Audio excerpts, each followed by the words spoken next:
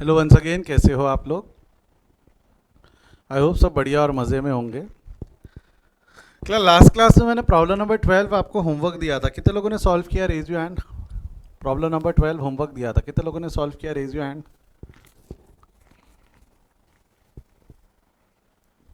Try किया कितने लोगों ने? Raise your hand.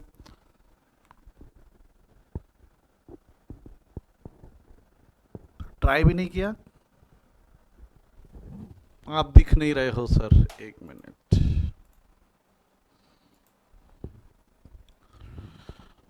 हाँ जी, ट्राई दो ही लोगों ने किया है, बाकी अदर्स। तो बड़े पापी हो गए ना, आप एब्सेंट थे तो। बट ठीक है, हम समय नहीं खराब करेंगे, मैं सॉल्व कर दूंगा इसको। क्या हमारे लास्ट दो लेक्चर्स ही बचे हुए इस टॉपिक को ध्यान में रखते हैं, फिर रिवीजन एंड एवरीथिंग वो सब अलग मैटर है। बट अब मैं इसको सॉल्व कर देता हूँ, मैं इसको सॉल्व कर देता हूँ, ठीक है। अब ध्यान देना क्या लिखा हुआ है। Following from the following balance sheet of Yogita limited prepare a cash flow statement. हमको कैश फ्लो स्टेटमेंट बनाना है। बैलेंस शीट दी हुई है, लाइबिलिटी साइड ऊपर का आइटम लाइबिलिटी साइड है, नीचे का आइटम एसेट साइड है, जिसके अंदर में नोट दिए हुए।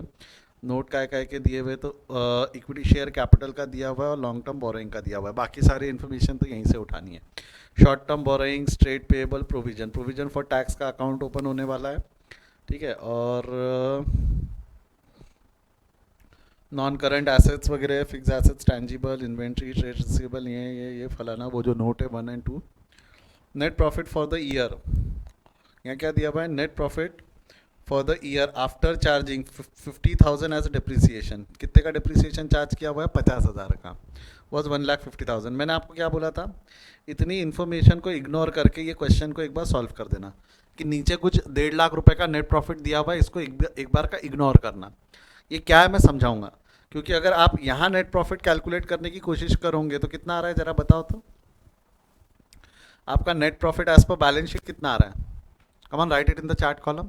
आपका net profit as per balance sheet कितना आ रहा है? Don't you think opening 1 lakh है, क्लोजिंग 2 लाख है, तो net profit as per balance sheet कितना आया?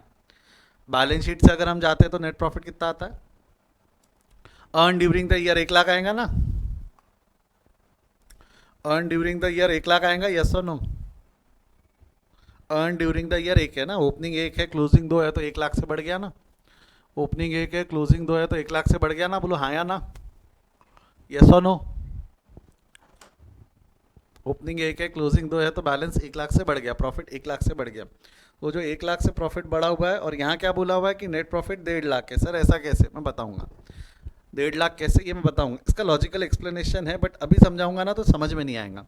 पहले हम क्वेश्चन सॉल्व कर लेते हैं और बाद में इस पर चर्चा करते हैं कि यहाँ इन्फॉर्मेशन में 1.5 लाख क्यों दिया हुआ है और ऊपर 1 लाख क्यों आता है, और एग्जाम में क्या लेना। जैसा अभी तो आपने बता दिया 1.5 लाख को इग्नोर करना है, एग्जाम में क्या लेना वो भी मैं सब चीज़ें कंक्लूड करूंगा। Dividend paid was 50,000 and provision for tax is 60,000। तो डिविडेंड का पेमेंट का भी दिया हुआ है और टैक्स भी दिया हुआ है, तो टैक्स का तो अकाउंट बन ही जाएगा। मेरे को एक चीज़ बताओ, यहाँ डिविडेंड का अकाउंट है क्या कहीं भी? प्रोविजन फॉर या प्रपोज डिविडेंड नाम का अकाउंट था क्या? प्रपोज डिविडेंड नाम का अकाउंट था क्या? नहीं।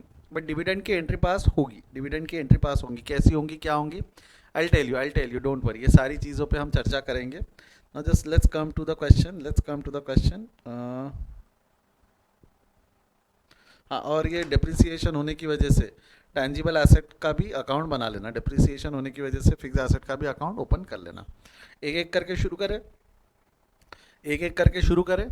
मैंने शॉर्टकट पढ़ा दिया था लास्ट क्लास में, मैंने आपको शॉर्टकट पढ़ा दिया था। शॉर्टकट याद है क्या? यस बच्चा लोग, शॉर्टकट याद है क्या? हाँ या ना में जवाब दो। शॉर्टकट क्या था? दिमाग लगाना है, ध्यान से देखना।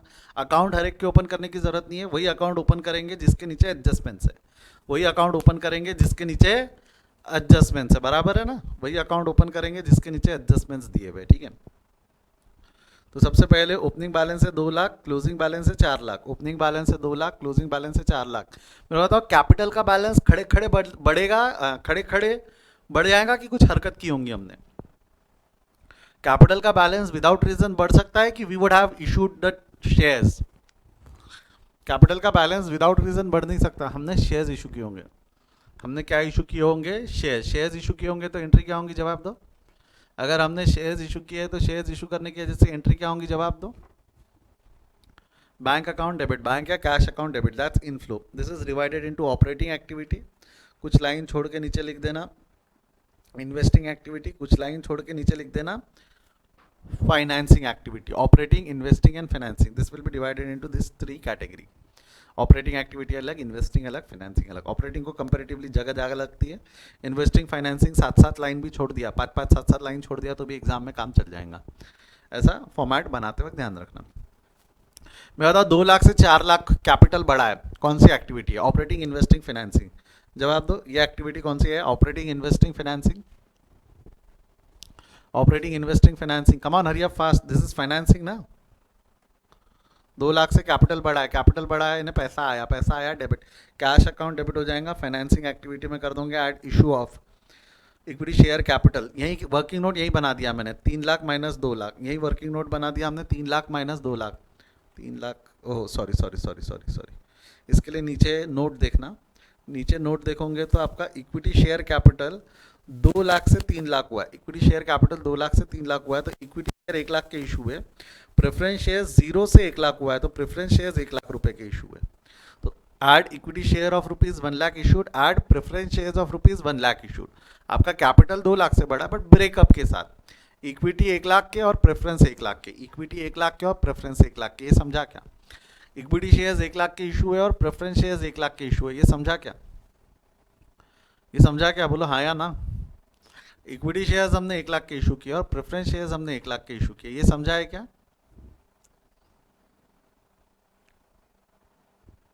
पक्का श्योर? आगे बढ़ू यहां से।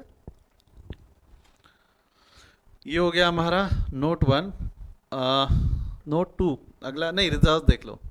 बताओ यहाँ पे जो स्टार्टिंग पॉइंट रहता है, that starting point is net profit, right? Starting point क्या रहता है हमारा? Net profit after tax. Always remember that, always remember that जो स्टार्टिंग पॉइंट ऑपरेटिंग एक्टिविटी का रहेगा it is always from balance sheet, हमेशा बैलेंस शीट का लेना। बैलेंस शीट में कितना आ रहा है इंक्रीज आपका, बैलेंस एडजस्टमेंट में कुछ भी दिया रहे, हम स्टार्टिंग पॉइंट बैलेंस शीट का लेंगे। नेट प्रॉफिट आफ्टर टैक्स कितना आएगा? 2 लाख माइनस 1 लाख, दैट्स 1 लाख, ये बैलेंस शीट का लिया हमने, एडजस्टमेंट का नहीं। ये बैलेंस शीट का हमने लिया, एडजस्टमेंट का नहीं। एडजस्टमेंट में कितना 1 लाख दिया था कि 1.5 लाख दिया था? एडजस्टमेंट में नेट प्रॉफिट कितना दिया था? 1 लाख या 1.5 लाख? जवाब दो। एडजस्टमेंट में नेट प्रॉफिट कितना दिया था? 1 लाख या 1.5 लाख? जवाब दो। 1.5 लाख। हमने 1.5 लाख नहीं लेना है, हमने क्या लेना है? 1 लाख रुपए। और ये 1 लाख रुपए कहाँ से लेके आया मैंने? बैलेंस शीट का। Always remember that the net profit after tax will be from the balance sheet, that will be from balance sheet only. Long term borrowings, long term borrowing का नोट है तो नीचे आ जाओ, नोट पढ़ो। देखो राहुल नहीं, loan term loan जो था वो ओपनिंग था, 2 लाख, क्लोजिंग है 0, तो आपको नहीं लगता टर्म लोन रीपे हो गया? 2 लाख से 0 हो गया है तो टर्म लोन रीपे हो गया, बोलो हाँ या ना। टर्म लोन रीपे है, रीपेमेंट है, फाइनेंसिंग एक्टिविटी है, less repayment of term loan. 2 lakh रुपए का टर्म लोन हमने रीपे कर दिया, 2 लाख रुपए का टर्म लोन हमने क्या कर दिया? रीपे कर दिया, तो less. Whereas loan from Rahul 20,000 से 1.5 लाख हो गया, तो आपको नहीं लगता हमने राहुल से लोन ले लिया? इनफ्लो ऑफ मनी, राहुल से अगर हमने लोन लिया है तो दैट्स इनफ्लो ऑफ मनी, पैसा बड़ा इनफ्लो है, ऐड कर दोगे यहाँ पे 1,30,000 will be added, that loan taken from Rahul 1,30,000, yes और नो? आप चाहो तो अकाउंट बनाकर भी देख सकते हो, 1,30,000 यहाँ डेबिट होगा, cash account debit to loan, loan लिया है तो एंट्री क्या रहेंगी? कैश अकाउंट डेबिट, ये डेबिट है ना, डेबिट कर रहे हैं आप इसलिए तो ऐड हो रहा है, डेबिट कर रहे हैं ना आप, डेबिट कर रहे हैं इसलिए तो ऐड हो रहा है, यस और नो? हाँ या ना? बढ़ू आगे।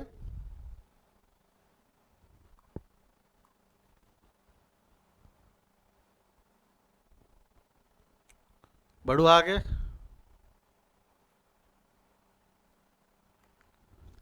नेक्स्ट हमारे नोट 2 हो गए, यानी हम यहाँ तक आ गए, यहाँ तक हम कंप्लीट कर चुके हैं बैलेंस शीट। याद है ना स्टेप, पहले बैलेंस शीट एक एक निपटाना। करंट लाइबिलिटीज कहाँ जाएगा? जवाब दो। करंट लाइबिलिटीज जाएगा वर्किंग कैपिटल चेंजेस के चार्ट में, ये बन गया आपका चेंजेस इन वर्किंग कैपिटल का चार्ट। पर्टिकुलर डेट लिख देना, ओपनिंग की डेट, क्लोजिंग की डेट, डिफरेंस और change. Current assets and current liability में होता, करंट लाइबिलिटी में पहला आइटम है बैंक ओवरड्राफ्ट। अब ध्यान देना, bank overdraft is cash and cash equivalent. क्या बोला मैंने? Bank overdraft is cash and cash equivalent, this will be shown separately. इसको हम करंट लाइबिलिटी में नहीं लेंगे, not in changes in working capital, इसको चेंजेस इन वर्किंग कैपिटल में नहीं लेंगे। क्यों? मैं बाद में बताता हूँ, अभी चलने दो। ट्रेड पेएबल, 50,000 और 70,000, 50,000 ओपनिंग है, 70,000 क्लोजिंग है, ट्रेड पेएबल 50,000 और 70,000। मैंने बैंक ओवरड्राफ्ट यहाँ नहीं लिया है, ये समझाया तो थम्स अप दो। मैंने बैंक ओवरड्राफ्ट का बैलेंस, इसको हाईलाइट भी कर देता हूँ, क्या मैंने बैंक ओवरड्राफ्ट का बैलेंस हमारे चेंजेस इन वर्किंग कैपिटल में लिया क्या? बैंक ओवरड्राफ्ट का balance changes in working capital में लिया क्या? नहीं। क्यों नहीं लिया? क्योंकि वो कैश इक्विवेलेंट है। हमारा जो है ना कैश फ्लो स्टेटमेंट में हमारे को वो कैश देख लो ना, ओपनिंग में 50,000 का कैश का बैलेंस था, बट क्लोजिंग में कैश का बैलेंस जीरो है। क्यों? क्योंकि हमको पैसे ज़्यादा लगे, हम नेगेटिव में चले गए, नेगेटिव में चले गए तो बैंक से ओवरड्राफ्ट लेना पड़ा। तो भाई ये कैश एंड कैश इक्विवेलेंट ही है। Bank overdraft is nothing but cash and cash equivalent. Bank overdraft is nothing but cash, वो लिखा लाइबिलिटी साइड में, but it is nothing but cash and cash equivalent, ये ध्यान रखना। Bank overdraft is nothing but cash and cash equivalent. बच्चे लोग गड़बड़ करते हैं, यहाँ एक्सीडेंट पॉइंट है, ये याद रखना रे बाबा। Bank overdraft is an accident point, यहाँ गड़बड़ होने के 100% चांस है। पक्का श्योर, याद रहेगा, ध्यान रहेगा हमारा। बैंक ओवरड्राफ्ट में गलती होने के पूरी पूरी आशंका है। बैंक ओवरड्राफ्ट के बाद है अगला ट्रेड पेएबल। ट्रेड पेएबल लिख चुके हैं हम। ट्रेड पेएबल क्या है? Short term provision. मैंने आपको बोला था चाहे कुछ भी हो जाए, जमीन फट जाए, आसमान निकल जाए, प्रोविजन फॉर टैक्स का क्या बोला था? जवाब दो। प्रोविजन फॉर टैक्स का हमेशा और हमेशा अकाउंट ओपन होगा। प्रोविजन फॉर टैक्स का हमेशा और हमेशा अकाउंट। प्रोविजन फॉर टैक्स और प्रपोज डिविडेंड। 30,000 ओपनिंग है और क्लोजिंग है 50,000। 30,000 ओपनिंग है, क्लोजिंग है 50,000। डन। बड़े आगे नॉन करंट एसेट्स के अंदर में फिक्स एसेट ओपनिंग है 4 लाख, क्लोजिंग है 7 लाख। इसका भी अकाउंट ओपन होगा फिक्स एसेट, इसमें डिप्रिसिएशन वगैरह कुछ है ना। ओपनिंग है 4 लाख, क्लोजिंग है 7 लाख। ठीक है, फिक्स एसेट्स तक क्लियर है। Current assets inventory trade receivable, ये कैश एंड कैश इक्विवेलेंट में चला जाएगा। इन्वेंट्री और ट्रेड रिसीवेबल, इन्वेंट्री 1 लाख और 1,70,000, 1 लाख और 1,70,000। ट्रेड रिसीवेबल 50,000 और 1 लाख, 50,000 और 1 lakh. Cash and cash equivalent is zero, cash and cash equivalent हमको लेना नहीं है, not in changes in working capital. ये चेंजेस इन वर्किंग कैपिटल में नहीं जाता, अलग से दिखता है ना, वो कैश फ्लो का फाइनल आंसर जो रहता है वो कैश एंड कैश इक्विवेलेंट होता है। करेंगे करेंगे, ये भी है ना हमारा बैंक ओवरड्राफ्ट के जैसा, ये भी पेंडिंग है। हो गई पूरी बैलेंस शीट पोस्ट, हो गई पूरी balance sheet post. Working note यानी नोट्स भी हो गए, नोट्स भी हो गए, बोलो यस और नो। बैलेंस शीट भी पोस्ट कर दिए, नोट्स टू अकाउंट भी पोस्ट कर दिए, बैलेंस शीट भी पोस्ट कर दिए, नोट्स टू अकाउंट भी पोस्ट कर दिए। लास्ट स्टेप क्या है? बैलेंस शीट भी पोस्ट हो गए, नोट्स टू अकाउंट भी पोस्ट हो गए। अगला स्टेप क्या है? एडजस्टमेंट। एडजस्टमेंट में मैंने वो 1.5 लाख को अभी इग्नोर करने बोला है, 1.5 लाख को मैंने बोला अभी इग्नोर करो, don't look into that. But charge depreciation at 50,000, 50,000 का डिप्रिसिएशन चार्ज करो, एंट्री क्या रहेंगी बोलो? 50,000 का डिप्रिसिएशन चार्ज करोगे, एंट्री क्या रहेंगी? डबल इफेक्ट ना, एडजस्टमेंट में है तो डबल इफेक्ट भूलना मत, एडजस्टमेंट में डबल इफेक्ट, इन सब के डबल इफेक्ट जाएंगे। एडजस्टमेंट में है तो डबल इफेक्ट। आप याद करो बैलेंस शीट में डिफरेंस जो आता था उसके हमने सिंगल इफेक्ट दिए, एडजस्टमेंट में है तो उसके डबल इफेक्ट देंगे। डिप्रिसिएशन की एंट्री क्या होंगी? Depreciation account debit to asset, depreciation account debit will be debited to, ये डेबिट हो जाएगा आपका क्या, ऐड के नाम से, ऐड नॉन ऑपरेटिंग एक्सपेंसेस में डेबिट हो जाएगा डिप्रिसिएशन ऑन फिक्स एसेट्स। यहाँ डेबिट 50,000 और यहाँ क्रेडिट 50,000, वहाँ डेबिट यहाँ क्रेडिट। क्लियर है क्या? डबल इफेक्ट क्लियर है क्या बेटा? डिप्रिसिएशन का डबल इफेक्ट क्लियर है क्या? हाँ या ना में जवाब दो, यस और नो या थम्स अप दे दो। डिप्रिसिएशन का डबल इफेक्ट क्लियर है क्या सभी को? वहाँ डेबिट यहाँ क्रेडिट, क्लियर है? बोलो यस और नो। डबल इफेक्ट, डिप्रिसिएशन के कितने इफेक्ट जाएंगे? Double effect. आगे बढ़ रहा हूँ मैं, डिप्रिसिएशन के लिए आगे बढ़ रहा हूँ, यहाँ से लेके आगे बढ़ा रहा हूँ डिस्कशन। डिप्रिसिएशन के बाद क्या है? Dividend paid on shares 50,000। मैं कहता हूँ डिविडेंड पेड की एंट्री क्या है? अगर एडजस्टमेंट में तो एंट्री पास करना पड़ेगा। आई विल वेट, जब तक आप जवाब नहीं दोगे मैं इंतजार करूंगा। डिविडेंड पेड की एंट्री क्या है? जवाब दो। डिविडेंड पेड की एंट्री क्या है? जवाब दो।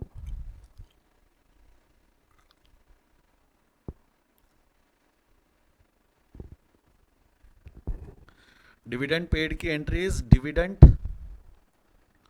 Account debit to cash. Dividend account debit to cash कितना हो जाएगा? 50,000। कितना हो जाएगा? 50,000। Dividend account debit to cash. दो जन ने जवाब दिया, ठीक है। Dividend account debit to cash, cash account credit हो जाएगा। ये कहाँ क्रेडिट होगा, कोई बता सकता है क्या? कैश अकाउंट क्रेडिट हो जाएगा कैश फ्लो स्टेटमेंट में अंडर फाइनेंसिंग एक्टिविटी के अंदर में, कैश फ्लो स्टेटमेंट में अंडर फाइनेंसिंग एक्टिविटी में, बराबर है।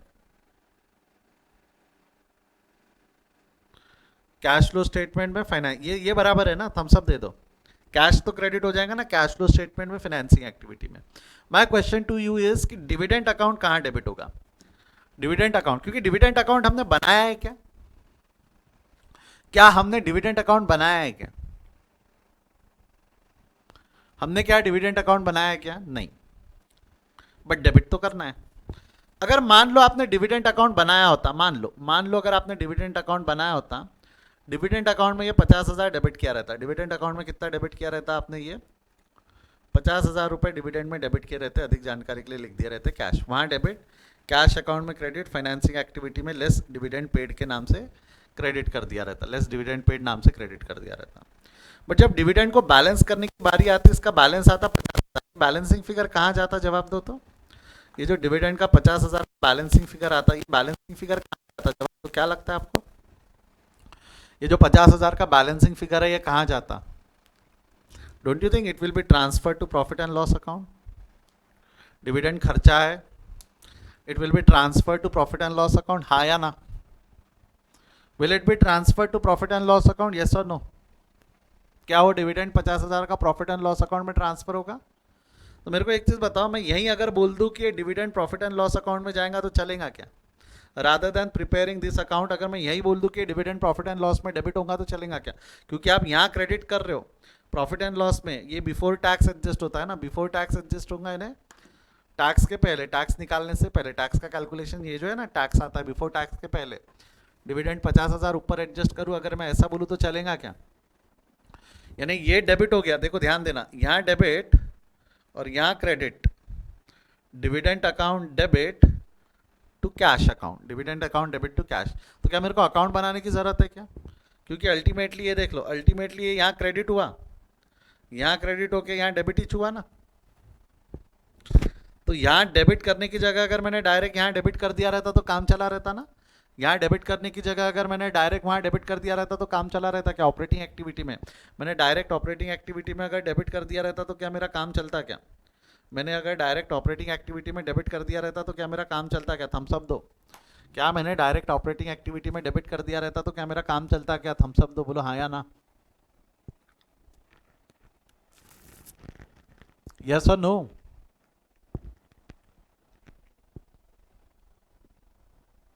मेरा काम चल गया रहता, मेरा काम चल गया रहता, मुझे अलग से दिमाग लगाने की जरूरत नहीं पड़ी रहती।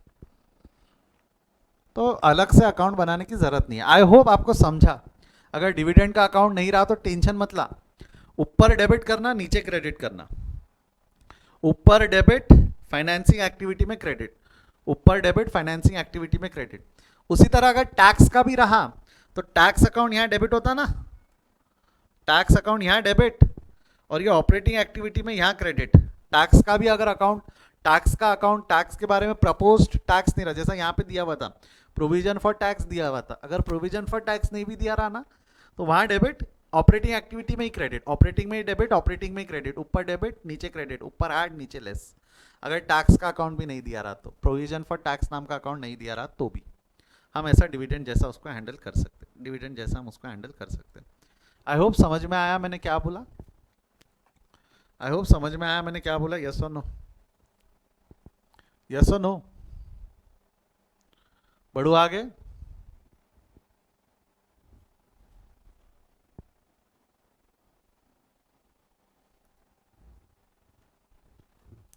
चलो डिविडेंड हो गया। अब जरा ध्यान देना, यहां क्या दिया हुआ है, tax provision created during the year, is it paid और इज इट क्रिएटेड? वर्ड क्या लिखा हुआ है? पेड लिखा हुआ है या क्रिएटेड लिखा हुआ है? वर्डिंग क्या है, पेड या क्रिएटेड? It's created. आपने कितने का टैक्स प्रोविजन क्रिएट किया है? 60,000 का। क्रिएट किया मतलब एंट्री क्या हुई होंगी? क्रिएट किया मतलब एंट्री क्या हुई होंगी? जवाब दो। प्रोविजन बनाई ना आपने, खर्चा बुक किया, एक्चुअली इसकी एंट्री हुई होंगी ये जो है इसकी एंट्री हुई होंगी profit and loss account debit, profit and loss account debit to provision for tax, खर्चा बुक किया अभी पे नहीं किया, profit and loss account debit to provision for tax, provision बनाई आपने, created 60,000, profit and loss account debit to provision for tax, profit and loss account debit to provision for tax, clear है यहां तक? Profit and loss account debit to provision for tax, profit and loss account के debit में, profit and loss account के debit में, ये debit है ना, प्रॉफिट एंड लॉस अकाउंट का डेबिट, डेबिट में debit add before tax add हो जाएगा 60,000, वहाँ डेबिट और प्रोविजन फॉर टैक्स में क्रेडिट। याद करो पुराने क्वेश्चन में, पुराने क्वेश्चंस में देखो टैक्स में प्रोविजन फॉर टैक्स में बैलेंस आता था क्रेडिट में, एक आधे पुराने क्वेश्चन में देखो तो कहीं पे आया होगा। ये देखो ये रहा क्रिएटेड, प्रॉफिट एंड लॉस में क्रिएट हुआ है, प्रॉफिट एंड लॉस क्रिएट होता है, ये जो क्रेडिट है it is created, it is created, पक्का sure? Profit and loss account debit to provision for tax, profit and loss account debit to provision for tax, जमेगा क्या यहाँ तक? जमेगा क्या यहाँ तक? यस और नो में जवाब दो, बोलो हाँ या ना, जमेगा? बढ़ू आगे, बढ़ू आगे यहाँ से,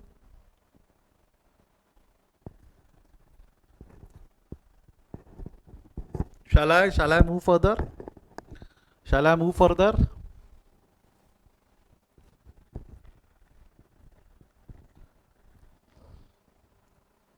मैं बढ़ रहा हूँ आगे, ध्यान देना, मैं बढ़ रहा हूँ आगे। मेरे को एक चीज बताओ, ये जो 60,000 है, ये जो 60,000 है जो हमने पे कर दिया, ये जो 60,000 है जो हमने पे कर दिया, 60,000 हमने पे कर दिया कायदे से, 60,000 रुपये, सॉरी 60,000 रुपये हमने क्रिएट किया है, 60,000 रुपये हमने क्रिएट किया, पे नहीं किया, क्रिएट किया है, डन। अब मैं जो बोल रहा हूँ ध्यान से सुनना, मैं ध्यान से सुनना,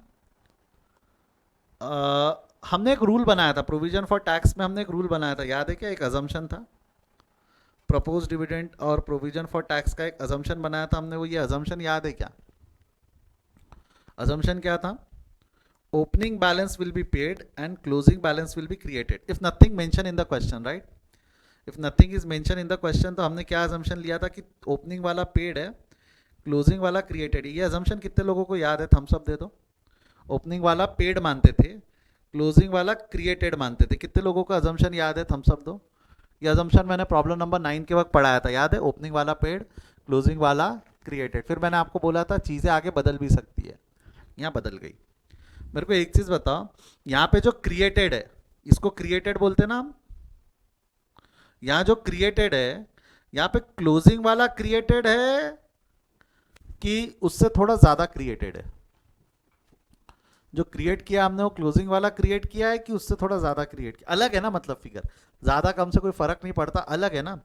क्या जो हमने क्रिएट किया क्या वही हमारा क्लोजिंग बैलेंस है क्या? अलग है ना यहाँ पे। तो ये स्पेसिफिक इंफॉर्मेशन हो गई। अब यहाँ मत मान लेना कि ओपनिंग वाला पेड है, नहीं, यहाँ मत मान लेना ओपनिंग वाला पेड है, यहाँ पे पेड कितना है ना उसके लिए हम बैलेंसिंग फिगर निकालेंगे। यहाँ पे कितना किया ना वो जानने के लिए हम बैलेंसिंग फिगर निकालेंगे। इसको बैलेंस करो तो, इसको बैलेंस करो तो लॉजिक सिंपल है, 30,000 बैलेंस था, 60,000 क्रिएट किया, 30,000 बैलेंस था, 60,000 क्रिएट किया, तो 90,000 का बैलेंस आना चाहिए, बट बैलेंस 50,000 का है, तो हमने 40,000 पे किया। ये बैलेंसिंग फिगर 40,000 का है, वो वहाँ डेबिट, वो वहाँ डेबिट, यहाँ credit and income tax paid is shown separately in cash flow statement, that is operating activity में सबसे लास्ट में दिखते इनकम टैक्स पेड। तो देखना बेटा क्रिएटेड कितना है हमारा, क्रिएटेड हमारा क्रिएटेड है 60,000, ध्यान से देखना, ध्यान से देखना, बच्चे यहाँ गड़बड़ करते। मैं वापस पूछ रहा हूँ हमारा क्रिएटेड बैलेंस कितना है? हमारा क्रिएटेड बैलेंस है 60,000 क्रिएटेड, और पेड कितना है? क्रिएटेड बैलेंस है 60,000 और पेड कितना है? क्रिएटेड बैलेंस है 60,000 और पेड 40,000 ही है। क्रिएट किया है, खर्चा हुआ है, हमने खर्चा बुक किया 50, बट पे कितना किया है? 40। हो सकता है ना, there is a difference between expenses book and payment incurred, there is a difference between expenses booked and payment incurred. खर्चे और पेमेंट में फर्क है ना, खर्चे और पेमेंट में फर्क है, बोलो यस और नो।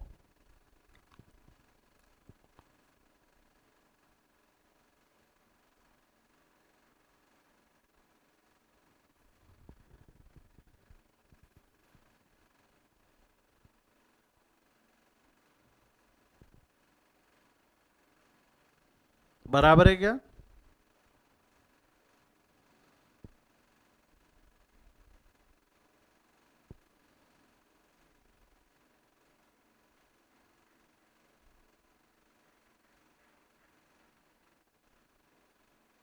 बढ़ू आगे।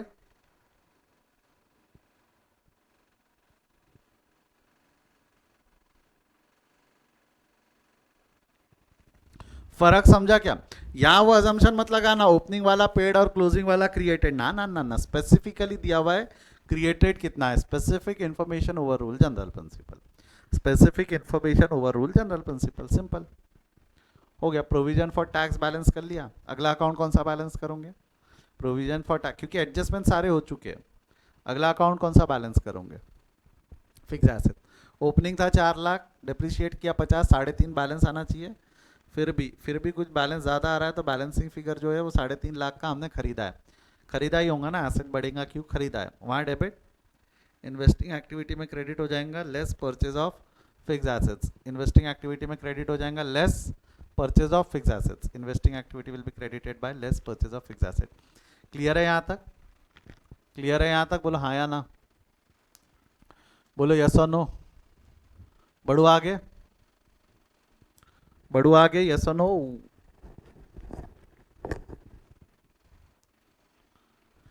अगला यहां तक अगर हो गया है तो नेक्स्ट, यहां तक अगर कर लिया है तो अगला एडजस्टमेंट हो गए, अकाउंट बैलेंस हो गए, अब क्या बैलेंस करेंगे? अब क्या बैलेंस करेंगे? चेंजेस इन वर्किंग कैपिटल, क्या बैलेंस करेंगे? Changes in working capital. Opening balance है 1 लाख, क्लोजिंग बैलेंस है 70,000, सॉरी 1,70,000, 70,000 से इंक्रीज है, ये 50,000 से इंक्रीज है, ये 20,000 से इंक्रीज है। एड लेस बताओ, एसेट की वैल्यू बढ़ी, फायदा है, ऐड होना चाहिए, जा रहे उल्टा तो लेस लेस, अगर वो इंक्रीज में लेस है तो लाइबिलिटीज इंक्रीज में ऐड होंगी, ठीक है। या आप सोच भी सकते हो लाइबिलिटीज़ की वैल्यू बढ़ी है, लाइबिलिटीज़ की वैल्यू बढ़ी है, जिम्मेदारी बढ़ी है, नुकसान लेस होना चाहिए, जा रहे उल्टा तो क्या करेंगे? ऐड, जा रहे उल्टा तो क्या कर देंगे? ऐड। पक्का जमता है यहाँ तक? हाँ या ना? जमता है यहाँ तक? यस और नो? हो गया, इसको लेस ऐड कर लो ऊपर, changes in working capital, operating activity में एक दो लाइन छोड़ के चेंजेस इन वर्किंग कैपिटल क्या हो जाएगा? Less increase in inventory 70,000, less increase in trade receivable 50,000, add increase in trade payable 20,000, हो गया। एड लेस कर लेना ऊपर में, अब बैलेंस करो इसको, एक करके बैलेंस करना, कितना हो जाएगा ये? 1,50,000 प्लस 60,000 कितना बैलेंस आएगा? ये 2,10,000। 1,50,000 प्लस 60,000 कितना हो जाएगा? 2,10,000। उसके बाद में दो लो, ये कर लो, नेट इन ऑपरेटिंग इनकम तो है नहीं, ये हो गया 2,60,000 before working capital changes, that is before working capital changes, working capital changes के बाद में, बट बिफोर टैक्स 1,60,000, और 60,000 का टैक्स लग जाएगा, तो cash flow from operating activities 1,20,000। Cash flow from operating activity कितना हो गया आपका? 1,20,000। क्लियर है क्या यहाँ तक? Cash flow from operating activity 1,20,000, clear है क्या यहाँ तक? यस और नो? बढ़े आगे। इन्वेस्टिंग एक्टिविटी 3.5 लाख है, फाइनेंसिंग एक्टिविटी 80,000 है, तो cash flow during the year कितना हो जाएगा? Cash flow during the year is 1,20,000 minus 3.5 lakh plus 80,000, तो आंसर इज माइनस 1.5 लाख है। हाँ, आंसर क्या आएगा आपका? -1,50,000।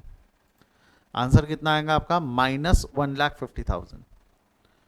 नेगेटिव में क्या? आपने पैसा ज़्यादा यूज़ कर लिया। इसमें क्या करेंगे? Cash flow during the year में ओपनिंग कैपिटल होगा ना, ऐड या लेस होगा? ओपनिंग कैपिटल एडजस्ट होगा। ओपनिंग कैपिटल कैसे एडजस्ट करूँ? ऐड करूँ, लेस करूँ? ओपनिंग कैपिटल एडजस्ट करके ऐड करूँ या लेस करूँ? जवाब दो। ओपनिंग कैपिटल एडजस्ट करेंगे, don't you think opening capital will be added?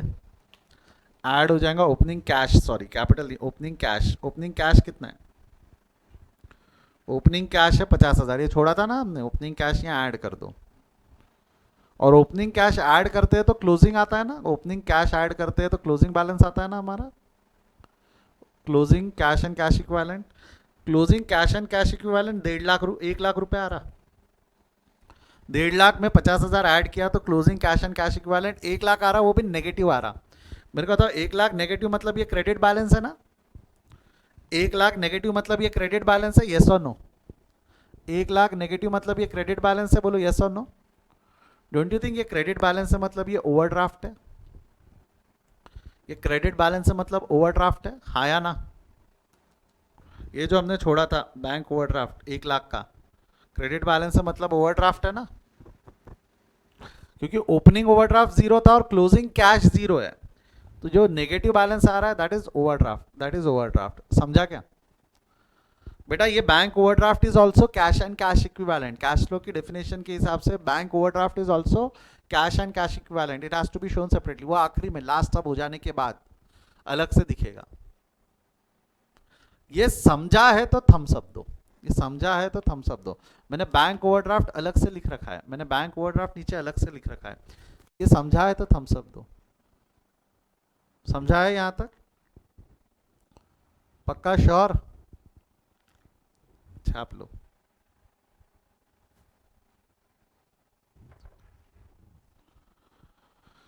कोई डाउट है तो पूछो।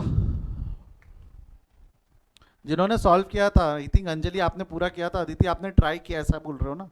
जिन्होंने सॉल्व किया वो निकाल पाए थे क्या? सही आया था क्या उनका आंसर?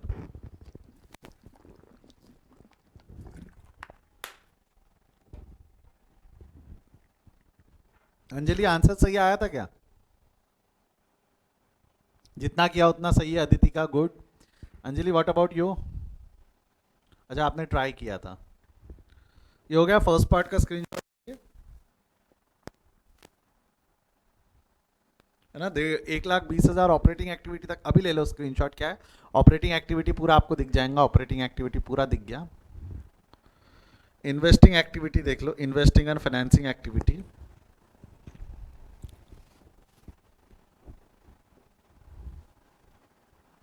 और वर्किंग कैपिटल चेंजेस देख लो। क्या देख लो? Working capital changes. ठीक है, हो गया यहां तक? जाना नहीं, जाना नहीं, रुको बाकी है।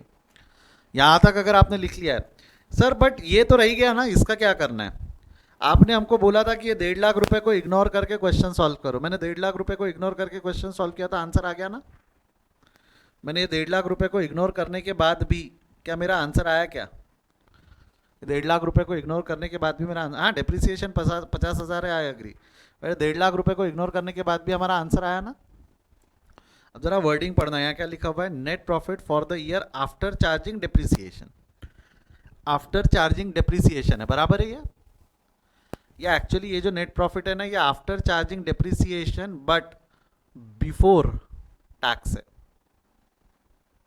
डिप्रिसिएशन के बाद मगर टैक्स के पहले का बैलेंस है 1,50,000। क्या बोला मैंने? डिप्रिसिएशन के बाद मगर टैक्स के पहले। ये देख लो आया क्या मेरा 1,20,000 का 1,50,000 का बैलेंस डिप्रिसिएशन के बाद मगर टैक्स के पहले, मगर टैक्स के पहले। अगर मैं टैक्स के पहले का बात करूं तो, टैक्स के पहले का बात करूं तो 2,10,000 है। 2,10,000 में उसने सिर्फ डिप्रिसिएशन चार्ज किया, 50,000 का सिर्फ डिप्रिसिएशन चार्ज किया। बट अगर वो देना भी चाहता आंसर, अगर मुझे अगर वो आंसर देना भी चाहता, अगर वो चाहता कि यहाँ आंसर नहीं, sorry after depreciation, before tax नहीं, sorry my mistake, this is before dividend, this is before dividend. After depreciation, after charging depreciation but before dividend. ये है ना डिविडेंड। डिविडेंड कितना था हमारा? डिविडेंड कितना था? 50,000। डिविडेंड कितना था? 50,000। तो मैंने डिविडेंड अगर ऐड बैक कर दिया, मेरे बैलेंस शीट वाला जो 1,00,000 है, ये 1,00,000 जो मेरा बैलेंस शीट वाला है, बैलेंस शीट वाले में मैंने अगर डिविडेंड ऐड बैक कर दिया तो क्या मेरा 1,50,000 आंसर आ गया ना, जो उसने दिया था बैलेंस शीट में। अगर मैं डिविडेंड, क्योंकि ये डिविडेंड इसमें एडजस्ट नहीं किया हुआ है, ये 1,50,000 में अब तक डिविडेंड एडजस्ट किया हुआ नहीं है। बट अगर हम डिविडेंड एडजस्ट कर ले, बैलेंस शीट वाले में डिविडेंड एडजस्ट कर ले, तो आ गया ना 1,50,000 का बैलेंस। बैलेंस शीट वाले में डिविडेंड एडजस्ट करने के बाद आता है ना 1,50,000 का बैलेंस। तो दिस 1,50,000 का balance is after depreciation, after depreciation but before dividend है। After depreciation, even after depreciation after tax है वो। टैक्स के बाद का ही है ना, ये आफ्टर टैक्स भी है, वो आफ्टर डिप्रिसिएशन आफ्टर टैक्स है, बट बिफोर डिविडेंड है। After depreciation after tax I agree, but before dividend है, बट बिफोर डिविडेंड है। समझा क्या बोला मैंने? समझा क्या बोला मैंने? हाँ या ना? और हमारे को ये वाला जो स्टार्टिंग पॉइंट लेना पड़ता है, that is net profit after tax after dividend after extra ordinary item, ये वाला जो लेते हैं ना हम, ये क्या सिर्फ आफ्टर टैक्स रहता है कि एवरीथिंग आफ्टर रहता? क्या बोलते हो, ये सिर्फ आफ्टर टैक्स रहता है कि everything after? After, after tax after dividend after और क्या extra ordinary item after depreciation. But ये वाला जो दिया हुआ है आफ्टर डिप्रिसिएशन है, बिफोर टैक्स है, बिफोर डिविडेंड है। आफ्टर डिप्रिसिएशन है बट बिफोर डिविडेंड है, इसलिए ये वाला स्टार्टिंग पॉइंट नहीं लेना। मैंने आपको बताया ज़्यादा टेंशन लेना नहीं, ज़्यादा टेंशन नहीं लेना। नेट प्रॉफिट अगर एडजस्टमेंट में दिया भी रहा तो भी हम कौन सा वाला लेंगे? एडजस्टमेंट वाला नेट प्रॉफिट लेंगे कि बैलेंस शीट वाला नेट प्रॉफिट लेंगे? नेट प्रॉफिट अगर एडजस्टमेंट में दिया भी रहा तो भी हम एडजस्टमेंट वाला नेट प्रॉफिट लेंगे कि बैलेंस शीट वाला नेट प्रॉफिट लेंगे? जवाब दो। Are we going to take adjustment वाला net profit? No, we are going to take balance sheet वाला नेट प्रॉफिट। हम एडजस्टमेंट का नेट प्रॉफिट नहीं लेंगे, हम काय का नेट प्रॉफिट लेने वाले? बैलेंस शीट का नेट प्रॉफिट लेंगे। किसका नेट प्रॉफिट लेंगे? Balance sheet. क्लियर है यहां तक? क्लियर है यहां तक? बोलो हाँ या ना, बोलो यस और नो।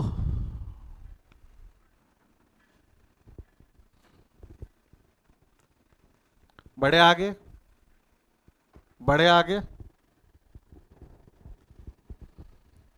कोई डाउट है तो पूछ लो, कोई डाउट है तो पूछ लो। ये 1.5 लाख का लॉजिक समझा कि 1.5 लाख को इग्नोर क्यों कर दिया था? इग्नोर, एग्जाम में भी 1.5 लाख अगर नेट प्रॉफिट ऐसा बैलेंस एडजस्टमेंट में दिया है, उसका कुछ काम नहीं, बराबर है, उसका कोई काम नहीं है। ये 1.5 लाख का कोई काम नहीं है, ये इन्फॉर्मेशन है, it is more of A information. जो हमने निकाल भी ली ना 1.5 लाख रुपए, देखो येलो कलर से 1.5 लाख हमने भी निकाले, निकालते ही है हम, उसका कोई काम नहीं है। ठीक है, हो सकता है आपके स्कूल कॉलेज वाले बोलेंगे कि 1.5 लाख से शुरू करो। अगर आप 1.5 लाख से शुरू करते हो तो फिर डिविडेंड वापस ऐड मत करना, क्योंकि जब ये डिविडेंड का एडजस्टमेंट था, कौन सा, वो 50,000 डिविडेंड पेड ऑन शेयर्स, तो आपने डिविडेंड यहाँ डेबिट किया तो ऐड किया और फाइनेंसिंग एक्टिविटी में क्रेडिट किया। बट अगर आप 1.5 लाख से स्टार्ट कर रहे हो तो आप डिविडेंड ऐड मत करना, नहीं तो डबल ऐड हो जाएगा। 1.5 लाख पे डिविडेंड ऐड मत करना, नहीं तो डबल ऐड हो जाएगा। इससे अच्छा क्या है, एडजस्टमेंट का लेने की जगह बैलेंस शीट का लो और सब डेबिट क्रेडिट करते हुए चलो, आपका फाइनल में फाइनली आके कैश फ्लो स्टेटमेंट टैली होगा, कैश फ्लो स्टेटमेंट पक्का टैली होगा। क्लियर है क्या यहाँ तक? क्या आपके स्कूल कॉलेज में ना कई बार ये वाली जो वर्किंग नोट है, ये वाली वर्किंग नोट जो मैं ऊपर बना रहा हूँ, 1 लाख प्लस 50,000 प्लस 60,000, ये लोग वर्किंग नोट में बनाते। मैंने वर्किंग नोट में ना बनाते हुए मैंने कैश फ्लो स्टेटमेंट में पहला पार्ट बना दिया उसको। ये फर्स्ट पार्ट हो गया, ये एक्सपेंसेस इनकम सेकंड पार्ट हो गया, वर्किंग कैपिटल थर्ड पार्ट हो गया। ऐसा हमने उसको पार्ट्स में बना लिया। ये वर्किंग नोट में बनाते हैं आपके स्कूल कॉलेज में, शायद ये वर्किंग नोट में बनाया गया होगा। आप 2 लाख ये यहाँ से शुरू करते होंगे स्कूल कॉलेज में, आप लोगों ने यहाँ से शुरू किया होगा 2,10,000 से, वो वर्किंग नोट में बनाते कई टीचर्स। मैं वर्किंग नोट नहीं, मैंने कैश फ्लो का ही पार्ट बना दिया। दिक्कत क्या है, नेट प्रॉफिट आफ्टर टैक्स से शुरू कर दिया ना, क्योंकि नेट प्रॉफिट तो बिफोर टैक्स से शुरू करना है। अरे तो बिफोर टैक्स आ ही रहा है ना, नेट प्रॉफिट से तो बिफोर टैक्स पे आ ही रहा है ना, डोंट वरी। सही है, सही है, नंबर मिलेंगे आपको, डोंट वरी, नंबर मिलेंगे। और कोई डाउट है तो पूछो, और कोई डाउट है तो पूछो। ठीक है, तो चलो will stop for the day, हम यहाँ रुकते हैं। मैं होमवर्क नहीं दे रहा हूँ, अगले क्वेश्चन में कुछ एडजस्टमेंट्स नए हैं या अननेसेसरी आप घबराओ, उससे बेहतर है कि मैं ही कल आपको वो समझा दूंगा। होमवर्क में कुछ भी नहीं दे रहा हूँ आपको, होमवर्क में कुछ भी नहीं दे रहा हूँ। आज रुकते यही हैं हम, इसके आगे हम नेक्स्ट क्लास में यानी कल कंटिन्यू करेंगे। Tomorrow will be the last class for cash flow statement. कल हमारा आखिरी क्लास होना चाहिए। प्रैक्टिस आपको करनी पड़ेगी खुद से, एक आधा बुक ले लो कोई अच्छे ऑथर का और उसको सॉल्व करते रहो। बहुत से बुक्स आते हैं मार्केट में, प्रैक्टिस जिसके आंसर्स लिखे होते, बड़े बड़े बुक्स आते हैं, एक हाथ बुक लेना उससे सॉल्व करते रहना। मैं हूँ हमेशा डाउट सॉल्व करवाने के लिए आपके। ठीक है, चले bye bye, see you, take care. कल मिलते, कल मिलते। कोई डाउट है तो पूछो, otherwise I am going, I will stop the lecture. चले bye bye, see you, take care.